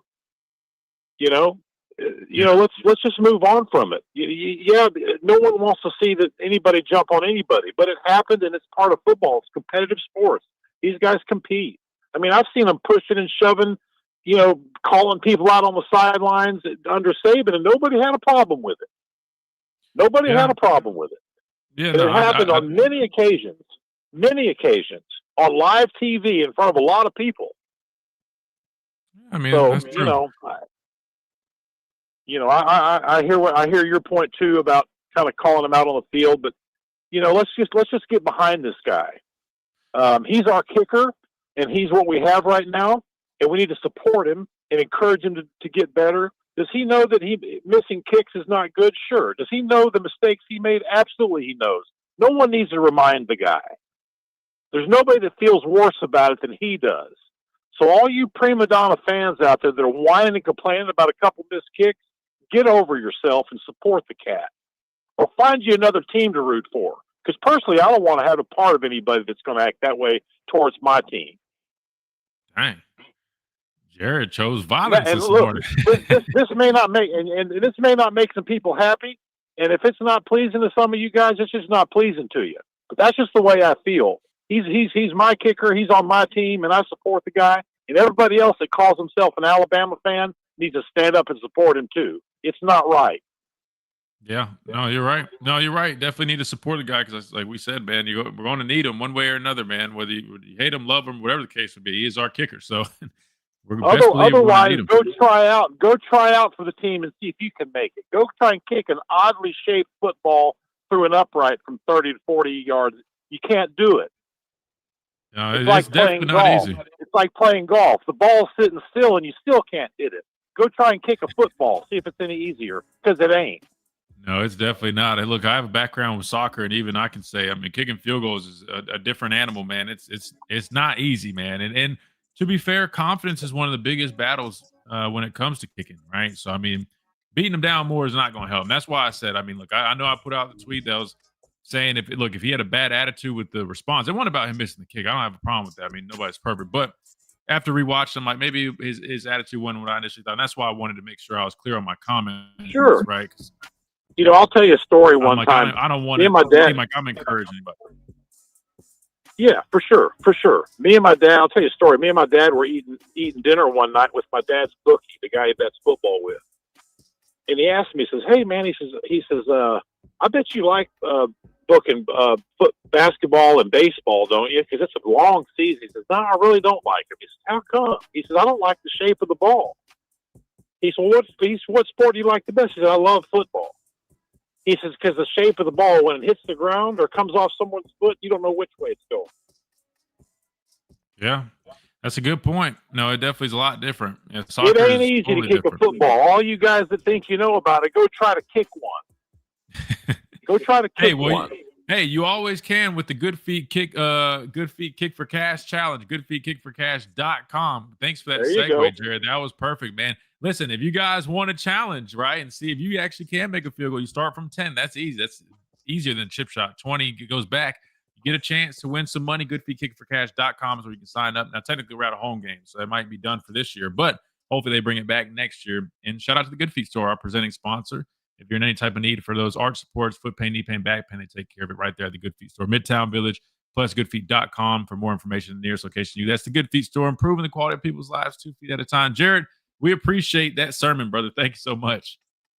You got it, brother. See you. Yes, sir. Take care. All right, we got to hit a timeout. When we come back, we got Smitty. We'll go to him real quick, and then we'll listen to these press conferences. We want to hear from the coaches. We got Kane Womack, we've got Ryan Grubb, and head coach Kalen DeBoer. All that coming up right here on the Miller's Edge, Tide 100.9, 1230, WTBC.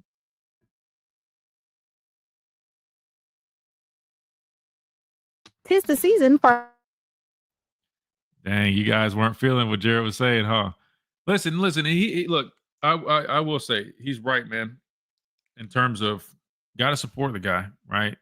Got to support him, but I can't make anybody do whatever they want to do. You know what I mean? I will encourage people don't boo our players, right? I mean, if you're frustrated, I totally understand that. But I didn't like the booing at all. My tweet was more so about his response, which again, now that I've watched it several more times, maybe it wasn't, what I initially perceived it to be. But anyway, that said, what else we got here? Other than you guys trying to go stand on business. Y'all are funny, man. Is this even worth watching this tape? I think somebody asked about Quay. Quay played. Nice to see him back out there. He was moving around good.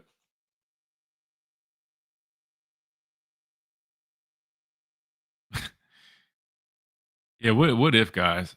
What if, ironically, Connor Talty ends up hitting a game-winning field goal? Look, Jared might be on to something, man. Like, maybe this is all part of the plan. Like, maybe he ends up, hell, I don't know, like using all this as motivation. He just comes out as booting shit from like 50 plus straight down the uprights. And it ends up being like this great, I guess, story of, I don't know. It sounds like some stuff out of a Disney movie, but who knows, man? That's kind of what we had in 17, the whole Tua and Jalen thing. Corey said, "Stop." What? I'm just saying. I mean, we never know. I mean, look, like maybe, like I don't know. I'm hoping for the best, man. Yeah, I really hope it don't come down to special teams. I'm just being honest with you. I hope it doesn't. You know what? Is there anything you guys want to see from our defense from this game, real quick? Because if not, I might pull up Auburn from Mercer, so we can get an early look at some of those guys. But tell me real quick before I make the change.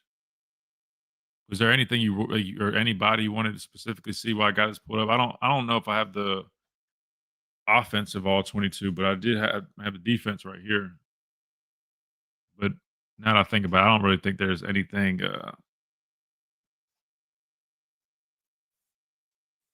turnovers.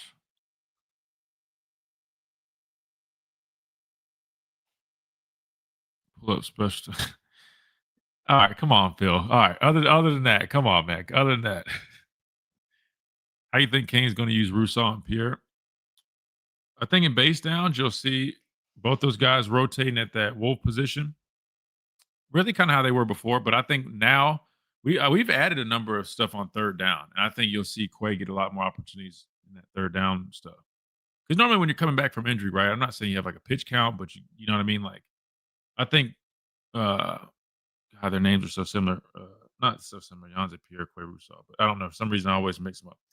Yanze's probably going to resume being like the lead guy on base downs. John Tide 100. Rotating Quay in there with him. And then I think third down stuff, you'll start seeing a little bit more Quay as they work him back in there.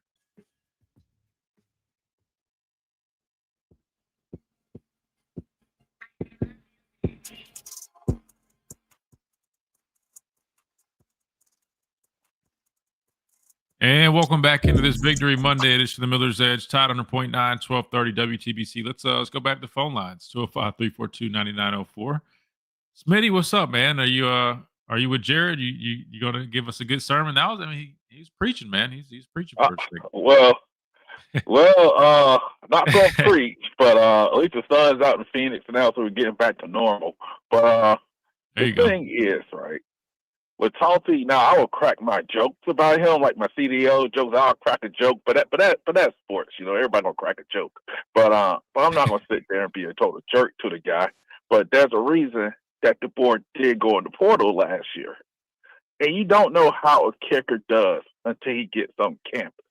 Because we've seen plenty of NFL guys mess up the joint kicking, but they go to a new team and they're good again. It's just crazy how it is. But my issue with him yelling at the long snapper is that, brother, you stink at your job. You have no right to yell at me when you stink at your job. It's kind of like the guy who always late to work, always complaining about somebody being late. If it was real Riker, you could yell at whoever you want, Right. And and that's kind of when he. Oh, when I was about, sorry, I didn't mean to cut you off. I forgot to Jared's point. I mean, look, I get what he's saying and what Ricky was trying to say about, like, we all used to yell at each other, but to me, and maybe I read into it wrong as well, but it just felt different because, again, like when we, like, for example, like when we got in that fight against Southern Cal, right? It was Deontay Thompson and was it Ronnie Harrison, who, again, them dudes are like tight. They're boys. But they got into it. Then Ruben was trying to break it up. Then he got mad because they weren't listening to him. But again, it's like when we're very competitive, like that's like us as a defense. And the more I talk about it, I'm like, nah, maybe it is a little hypocritical on my behalf. But it's like, if we had a guy that had a bust and it led to a big play, like we were holding people accountable because we knew, like, we can't have that, right? Like, one guy not doing his job can give up big plays, and it's like the way Talty did with the long snapper just felt different because to me that would have been like he also played a role, and I know it's the snap can cause a kicker to be off, but to me I didn't think it was that bad of it. It was a bad snap, but it wasn't to the point where like he had no part in it.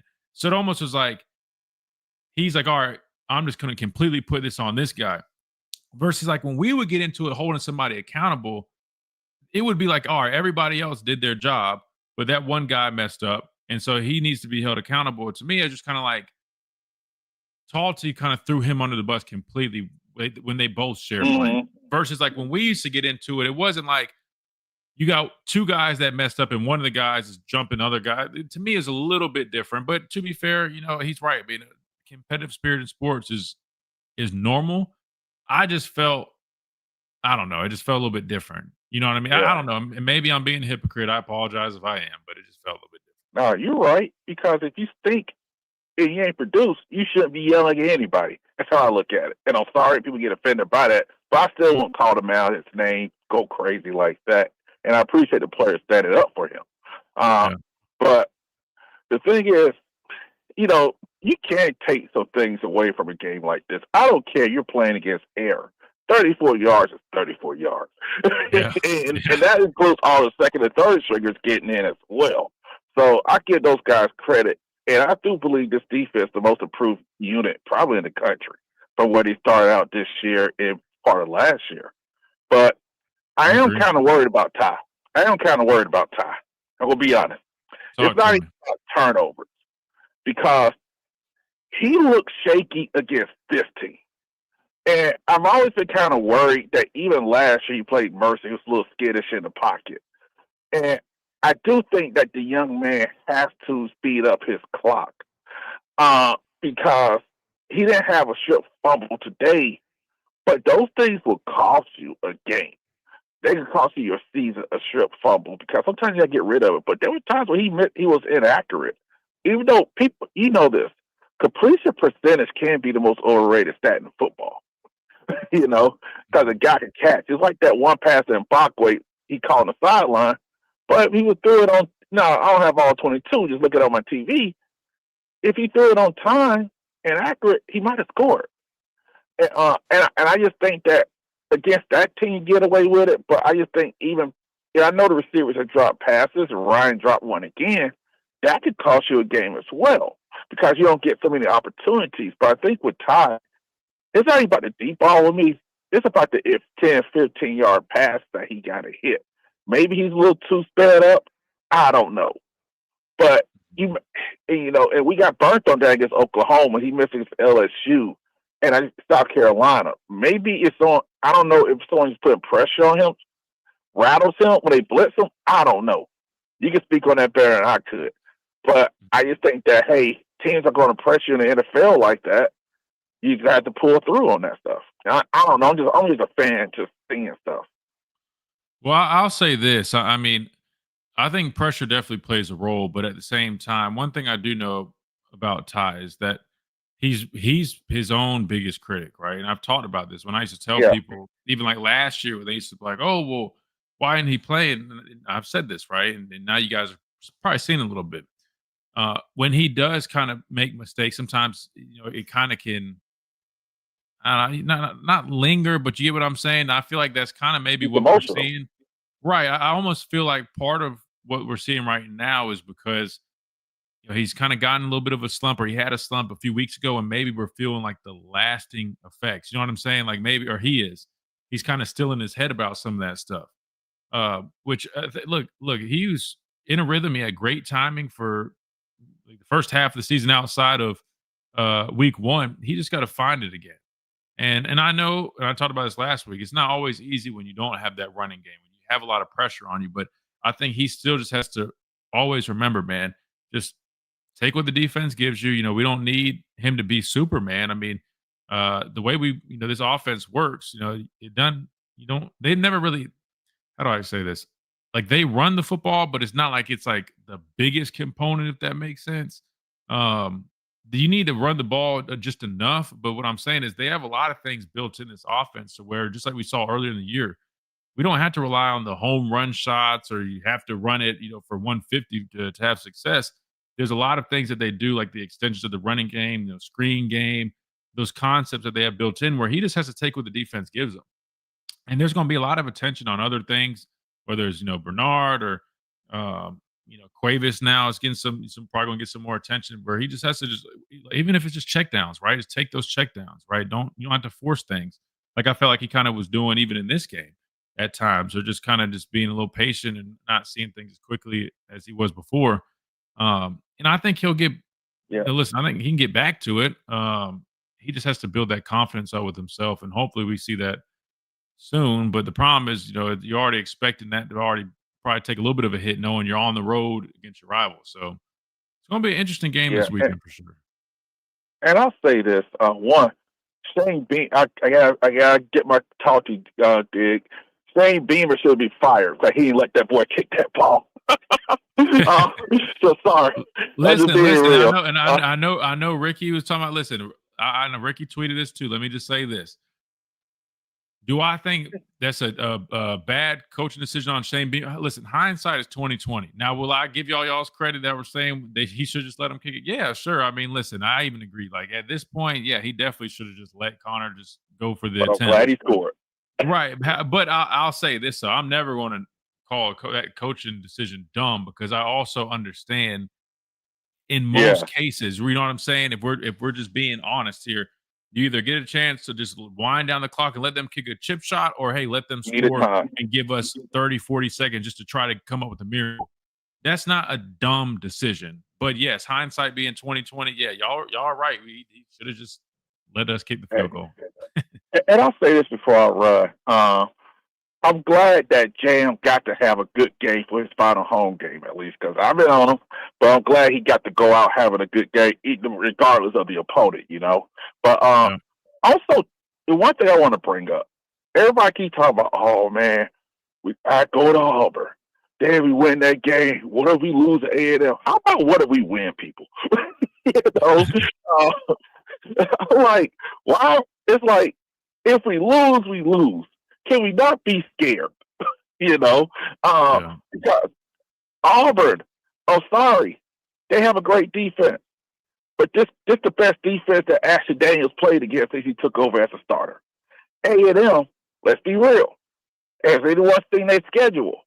They haven't been the most battle-tested team. And they did kind of wet the bed the first half against South Carolina, and South Carolina just blew it. So we just got to be we just got to be confident and say, hey, we could beat anybody when we play a good game.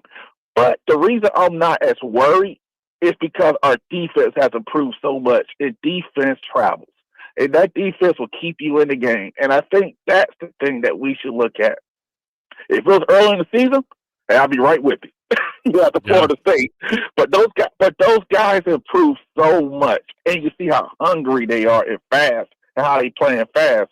And maybe it's just something simple. Stop mugging on first down. But it's like those guys are so aggressive now. And I have to give them their credit, Kane Womack credit. And that's the reason I'm confident that these guys can win these next two games. But hey, you have a good one, Christian. Absolutely, man. Good stuff, Smitty. Appreciate you, brother. Take care. Good deal. He's right, man. Defense travels. We say it all the time. And listen, I just want to be clear. Like when I talk about any things like, going on the road, it's not coming from a place of, oh, we're worried or whatever. It's just a fact, man. Those are challenges, right? And when your offense is already kind of a little bit in a slump, I would probably say it is, I guess, maybe, or been a little sluggish.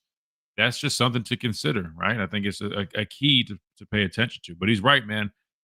Just a little early preview looking at the Auburn game. I think it is going to come down. Our defense is going to have to step up, make some plays, and help us out offensively. Because if we haven't been playing great, I don't just expect us to play perfect while we're on the road in that hostile environment. So defense, man, definitely going to need some more turnovers. You see what happens when you don't get them. But he's right, man. Defense has been playing some really good football, and they need to travel to Jordan-Hare this Saturday for the Iron Bowl. Night game, man. It's going to be good. We got to hit a timeout when we come back.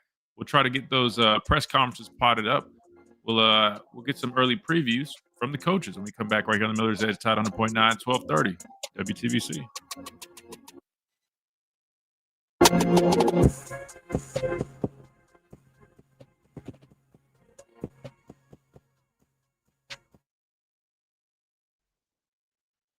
Yeah, I agree 100%, QD. I was saying this on my post-game show this weekend. It's just crazy. I mean, like, it's like offense and defense literally, they flipped, right? Before it was, man, with this offense, we can win it all. We just need our defense to pick up the slack, man. Stop giving up these explosive plays. Can't give up all these explosive runs. Can't stop the run consistently. Now, I mean, defensively, we're playing lights out, right?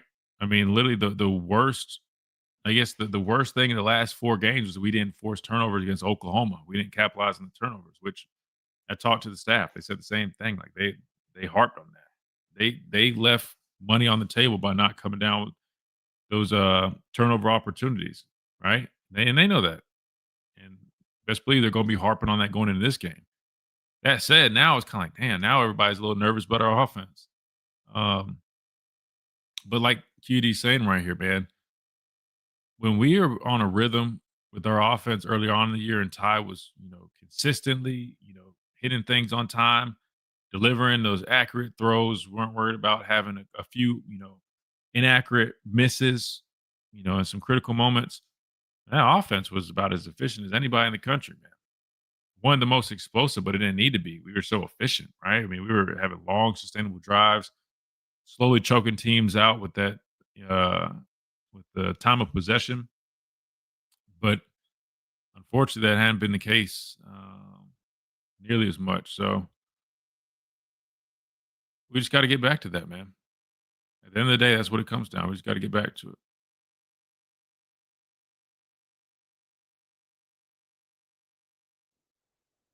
But no, I'm confident in this game. But I do think it's definitely going to be one of those probably nail biting games, man. Just knowing they got a good defense, and I just know, man, when you play on the road there, bro, you're in for some challenges 100%, especially offensively. It's part of it. But you just got to take the punches and roll with them and keep responding. But I think we'll rely on our defense big in this game for sure. Which is going to be interesting because, I mean, they got, 3 quarterbacks that could potentially play, which always makes things just a little interesting for a defense. Let's look at this tape a little bit. Let's see some of this defense they got going. This is against Vanderbilt, like QD requested.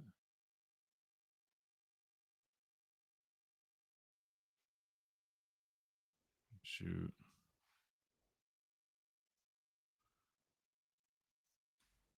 Corner getting blocked up, man. Better get out the block.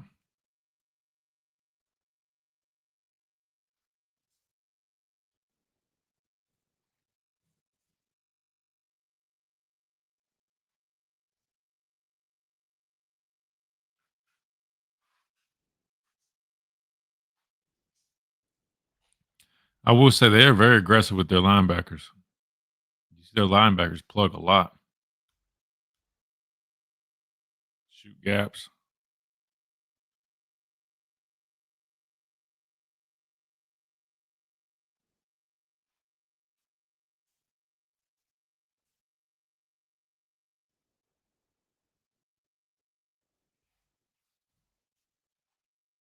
Vandy's 15th in the SEC in pass defense.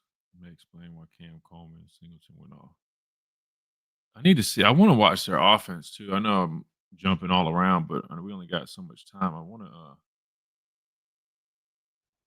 I can say that for tomorrow. I'm trying to do too much in one day.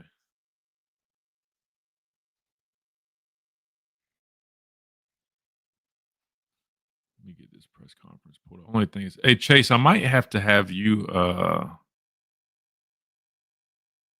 Let me see how long it is. It might be too long. I might let you play the press conference today, Chase, because I know with this laptop sometimes it acts a little slow. I can test it out. Like when I try to share another video, I know it kind of glitches up a little bit. I'm still waiting to get my PC fixed.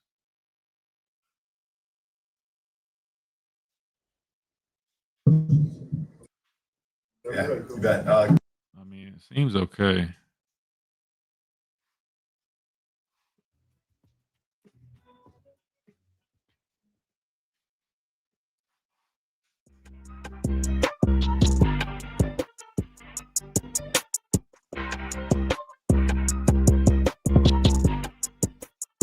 And welcome back into this Monday edition of the Miller's Edge. Tide 100.9, 1230 WTBC, presented by the Good Feet Store, America's Arch Sport Experts. We're now moving ahead and getting a little preview for the Iron Bowl. So we got head coach Kalen DeBoer, who spoke to the media today. This was him when he took the podium. Morning.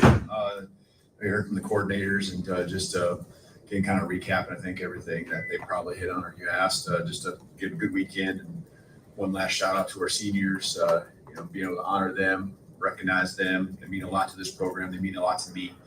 And, for them to be able to do their job, to be able to get a lot of other guys on the football field was something we got a chance to highlight even in the locker room and guys had fun with afterwards, talking about, some of the plays that were made by guys that haven't seen the field yet or, very minimal opportunities. So good to see Quay Roussel get on the football field a little bit. That was, something that we've been working towards, and really, really happy for him, happy for us there. So on to the Iron Bowl, and know what that means to the state here. A huge deal for us as well. Just, it's a big game. It's, for a lot of reasons, but, we just focus on what it is, and it's our big rivalry game. It's an SEC game on the road. It'd be an awesome environment. Just blessed to be a part of it, especially here on this Thanksgiving week. That's what you think about. And there's so much we have. And these guys getting this opportunity to go and to play in a special place like that. And in front of, so many fans and people watching on TV. Just a really cool moment. Got to seize it and take advantage of it. All right. Thanks, Coach. Let's start with Nick. Right. Yeah, people love to talk about the difficulties of going to Jordan-Hare and playing in what some might say is haunted. What is kind of your message to the players about the discourse around going to Auburn and playing there? Yeah, rivalry game, amazing environment.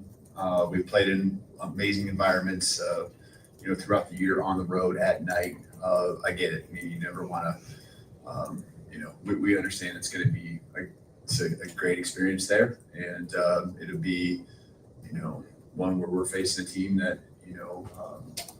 wants to knock us off of our goals and our hopes and all of that. So but you just really got to simplify it down, and you got to prepare for the noise, prepare for the emotions that come, and that's what our season's done for us. We've been through a lot of that, and again, there'll be new challenges that present themselves in the game. A lot of it will be, again, new matchup, guys that have different people in front of them, strengths and weaknesses of the opponent. Every single week changing. So we're just going to prepare our best, focus on what we do, because that's what we've done all season long, to go out there and be our best on Saturday. Move to Chase, far left. Auburn's got one of the better defensive fronts in the league. What do you see from those guys athletically and the challenge they present for the OL? Yeah, yes, they do. They got a great combination of size, athleticism up front. They understand their defensive scheme well. They attack. You can see there's a lot of trust. Then you get to the linebackers, and they can run really well. They attack as well, and so this, it's a team defense. Coach Durkin's done a great job. Not just leading the team now, but over the past couple of years, putting together a defensive scheme, and a mindset that they have. So a lot of respect to what they do. That's for sure. Let's go to Charlie on the far right. Kind of a two-parter. Do you have an update on Josh Cuevas, and with him being out, how good was it to get a bunch of tight ends opportunities on Saturday? Yeah, with Josh, we'll just keep evaluating him here throughout this week, and that was certainly intentional with getting some guys some action out there. Even some of the way, just I think Coach Grubb called the game. Just making sure that we got some reps, whether it be run game, pass game. There was. You got to attack the defense you're seeing, but I thought we did a good job of getting those guys in spots, and, testing them. And a lot of it's been building up over the course of the year too, right? You've seen Caleb out there all season long, so it's a combination of guys that you're really focused on as much as anything.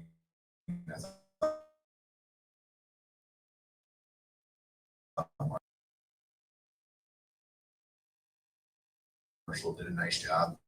Brody did a nice job.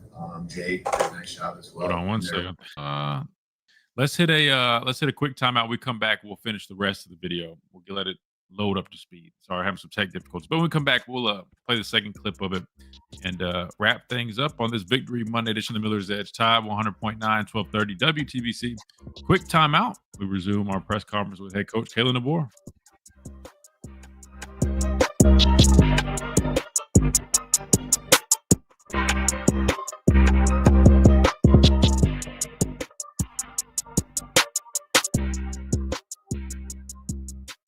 Hey, everybody, it's Gary Harris from the Gary Harris Show here at Tide 100.9 FM and 1230 AM WTBC, wishing you and your family a very happy Thanksgiving. Enjoy. Blast your taste buds with the new trolley-flavored Mountain Dew. Bold Dew meets sour sweet trolley candy. It's a flavor collision you've got to try. But hurry, it's only here for a limited time. Mountain Dew Trolley. Do the dew, do the worm. Hey, this is Wyatt Fulton from Tide 100.9. Since moving to Tuscaloosa in 2022, I've been embraced by the community, and we want to help do the same for you and your business. I'm passionate about the Tide listeners, and I know that they will support advertisers whose products and services we endorse. At Town Square Media Tuscaloosa, we can help create customized radio and digital marketing plans to help grow your business. Hit me up at wyatt.fulton@townsquaremedia.com, and I can tell you more, and let's help your business score big. Check engine, ABS, or maintenance light on? Take the guesswork out of your warning lights with O'Reilly Veriscan. The service is free and provides a report with solutions verified by ASE certified master technicians. And if you need help, we could recommend a shop for you. Ask for O'Reilly Veriscan today. We're definitely going to see that. Can't be scared of it. I mean, what's that? Tide 100.9 and Pearl River Resort online at pearlriverresort.com. Want to see your holiday spirit in lights? If you lit up your house in any way, Pearl River Resort and Tide 100.9 want to see it and share it with West Alabama. All submissions will be qualified to win $500. So when your house is lit up, go outside, snap a pic, and send it to us through the Tide 100.9 app. And let's light up West Alabama this Christmas. It's time for Black Friday, Dell Technologies' biggest sale of the year. Enjoy the lowest prices of the year on select PCs like the Dell 16 Plus, featuring Intel Core Ultra processors. And with built-in advanced features, it's the PC that helps you do more faster. Plus, earn Dell rewards and enjoy many other benefits like free shipping, price match guarantee, and expert support. They also have huge deals on accessories that pair perfectly with your Dell PC and make perfect gifts for everyone on your list. Shop now at Dell. Hey y'all, I'm Steve Azar inviting you to escape to Pearl River Resort where the fun is going non-stop. Enjoy gaming excitement and catch the thrill of the big win. After the thrills, test your skills at the Dancing Rabbit Golf Club. There's dining delight and love at first sight. And it's always no work and all play at Silver Star and Golden Moon Casino. So come on, leave it all behind and head to Pearl River Resort. Black Friday at Irvin's Working Western is going to stomp harder than a bull in a coffee shop. First 20 folks spending $40 at North Porter Skyline Boulevard get a mystery gift bag worth up to $250. Yep, we ain't kidding. Steals on Carhartt, Ariat, Wrangler, Kool, and Levi's, plus more boots than your mudroom can handle. Even the fancy exotic critter kind. Come on in to Irvin's before your cousin Larry buys it all. Tell them Van the Bootman sent you. Get ready, ladies. Black Friday. I don't know what was going on. There it goes. All right. Did the audio for the video stop too then, or was that on my end? Did you hear me when I say go to break, Chase? Jesus Christ. All right, cool. Yeah, I couldn't hear anything. I couldn't hear commercials. I couldn't hear the YouTube video. It's all good. We'll play the second half of it and get up out of here. I don't want to. I hear what y'all are saying. I don't want to sound like I'm over here talking bad about other platforms, but if I'm being honest with you, I'm not the biggest fan of some of the questions that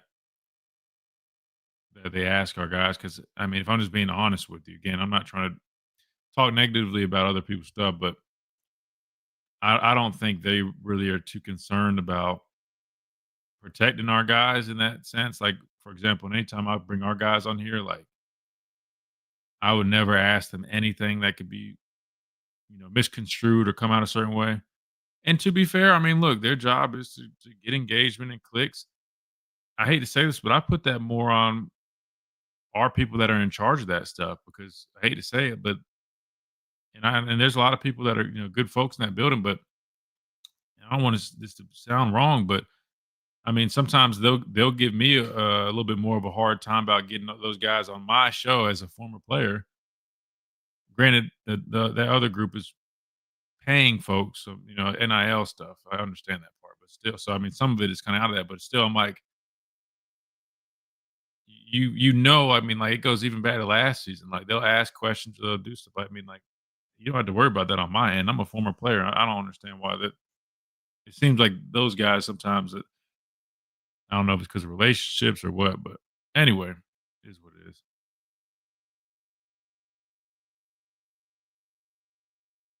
And that's the thing. Like, I don't offer people to. I don't offer any money for people to come on here. People just come on here because they respect me and whatnot. But I just never understood. I'm like, why do y'all give me pushback sometimes on getting some of our guys on here, even though I know it's not like some NIL deal, but still. But they don't have no problem with them going and doing that stuff, and it you know what I mean? You end up with quotes and stuff like that. That wouldn't happen on here.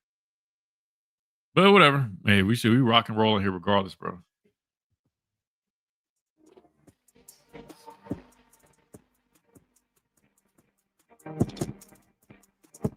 And welcome back into this Monday edition of Miller's Edge, Tide 100.9, 1230 WTBC, presented by the Good Feet Store, America's Art Sport Experts. All right, let's see if we can finish up this interview without any tech difficulties. We got 4 minutes left. We're halfway through it, so let's see how this goes. That you're really focused on as much as anything. I thought Marshall did a nice job. Brody did a nice job. Jake did a nice job as well in their roles, and just getting them more snaps. We get better with reps. It doesn't matter who we are, and that's what we're trying to do for those guys. Jump to KD, second row on the left. I know it's a relatively small sample size, but has there been a difference that you've seen on film in Auburn since DJ Durkin took over? I think probably offensively, maybe just you can see maybe a little bit of philosophical change, just a little bit there with the offense and what they're trying to do. So maybe that as much as anything. So obviously they seem to be playing free and putting up a lot of points. In the last 2 weeks. So Colin from the kind of back to Charlie's question, but what have you seen from Caleb Edwards, and then especially he's one of a handful of freshmen that are going to get expected to take pretty significant snaps in a big game. Like, what's kind of your advice to whether it's Caleb, whether it's Deshaun Lee, guys that are kind of experiencing this rivalry for the first time? Yeah, I mean, they're getting so many snaps that these guys played. I mean, from Dijon's, Dijon, Latsier, we can go down the road with Michael Carroll, and I think that's what you're getting to here with the question is we've done that all year long. And, really, Caleb, I can think of the big catch in a moment for me. He caught a crossing route against Georgia in a tight window there. And number one, Tyus trusted him. And then, Caleb going across really fearless. And Caleb was a guy that didn't come to us till really this summer. Most of our guys early enrolled. And so seeing him be able to get on the field early in the year and do what he's doing, again. All right. Quick commercial real quick. Most people are too lazy to do this, but it saves homeowners a fortune. Back. Every rep matters to him because these guys that have been here all year, going back to January, they understood our culture. They're part of our weight program, and I'm just really proud of these guys. And not just now, but sheds light on what we feel about the future is going to be, whether it's your quarterbacks that got a chance to get out of the football field, do their thing, our offensive linemen, Jackson Boyd got out there, the other day as well. And so just really excited about the future, but obviously we're in the moment, we're in the present, and, those guys are going to be ready to play. They've made a ton of plays all season long, and we're confident. We wouldn't put them out there if we weren't. We got a question from Joe in the middle of the room. Coach, what did you see from the running game this past Saturday, particularly with sticking with the freshman with AK Deer, and what does he maybe need to do to maybe see an increased role throughout the rest of the year and off the wall? What's your favorite Thanksgiving side? Yeah, I'm pretty traditional when it comes to the Thanksgiving piece going way back. So your normal stuff, Thanksgiving, when you think of it, that's what I'm all about. But yeah, I think you mentioned AK, just when he gets out there, you can see the things he can do explosive wise, ball in his hands, and again, more reps. And I thought Saturday was a great opportunity for him. And so I thought he took advantage of it.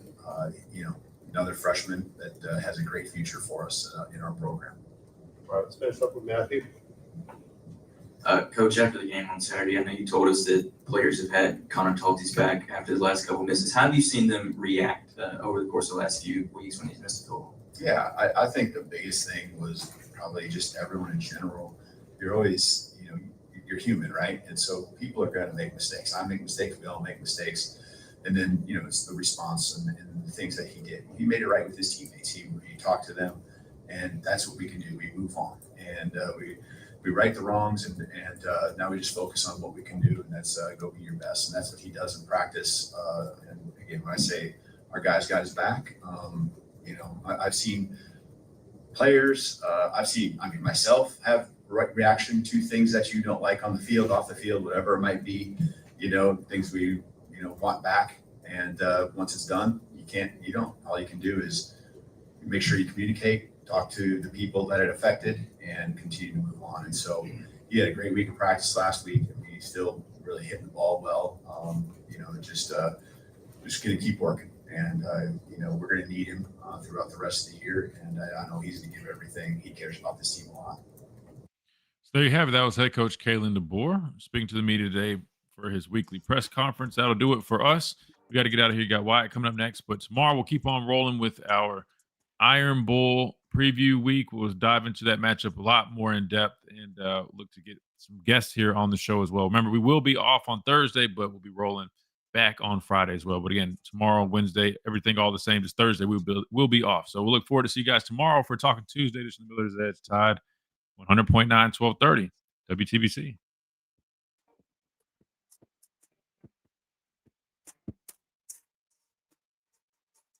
You've been listening to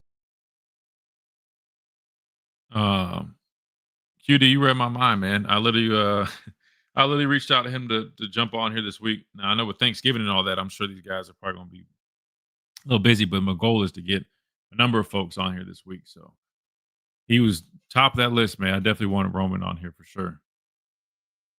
I know they put you through the ringer to get guys. Nah, I'll clarify. I'll say this, Rick. I wouldn't say it's like they put me through the ringer. Like, I mean, like they definitely let guys come. Like, here's the thing. Half the time, I don't really need them to do anything because, I mean, I know a lot of these guys. Or you get what I'm saying? Or I'm like, I can get them on myself. But because I try to do everything like the right way, like I could easily just go, hey, let me know whenever you're free, hop on my show. But I try to do it the right way, and I run it through the media department just because I believe in doing things the way it should be done, right? I don't want to act like I'm above anything just because I'm a former player. But it is frustrating when you do take that approach when a lot of people probably wouldn't. They would just exercise their right of being a former player and go around that. And then it seems like sometimes like it I wouldn't say being put through the ringer, but like for example, I'll give you an example. Like Ty literally asked to come, like not asked. I hit Ty up and I was like, hey man, like want to get you on the show. And immediately, I mean, said, yeah, let's do it, man. Just let me know when. Like he wanted to come on the show. Like he literally wanted before the season even started. But they were like, oh, you know, we don't want the quarterbacks in the media right now. And I was like, all right, cool, I respect that. And then once he was named the starter, like I was like, all right, bet, are we good to do it now? And then I've asked like a couple of times, even though again he's already agreed to it, and I'm sure if he was doing an NIL deal, they wouldn't say anything. But they always are like, oh, we just want to make sure he's locked in with this. Well, let's try to aim for this week. They always like kind of push things, then it never, you know what I'm saying? That's kind of what I'm getting at. So, but like I said, it is what it is. But I'd be lying if I said it's not frustrating. You know, when you feel like sometimes as a former player, like there's other people that you see kind of how they go about stuff. They're just worried about clicks, which I'm not doing that. I'm doing it for you guys. I don't even clip up half the stuff we do on here. That doesn't say anything. But yeah, it's kind of, is what it is. But like I said, man, shoot, we're gonna have a good product regardless whether that's the case or not. That being said, we're going to get out of here. I got to eat some lunch. I appreciate you guys. Look forward to doing it tomorrow. I'll keep you guys updated on all the guests that we have, but we should be set with Clint Lamb and Cover Crimson like we always do on Tuesdays, barring any changes. And then I'll keep you guys updated on anybody like Roman or Josh Pate, who we'll try to get on here as well. But y'all have a great rest of y'all's day. See you guys tomorrow.